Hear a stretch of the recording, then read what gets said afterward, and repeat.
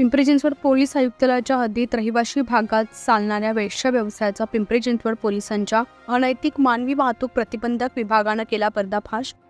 काल हिंजवडी आयटी परिसरात निवासी बिल्डिंगमध्ये पोलिसांनी धाड टाकून 3 पीडित तरुणींचा वेश्या व्यवसायातून सुटका केली होती।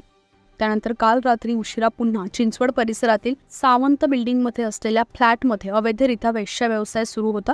याची खबर पोलिसांना लागताच त्यांनी बनावट ग्राहक पाठवून 2 पीडित तरुणींची सुटका केली आहे। या प्रकरणी चिंचवड पोलिसांमध्ये एका महिलेविरोधात या तरुणींना वेश्या व्यवसाय करण्यास भाग पाडलं म्हणून गुन्हा दाखल करण्यात आलाय।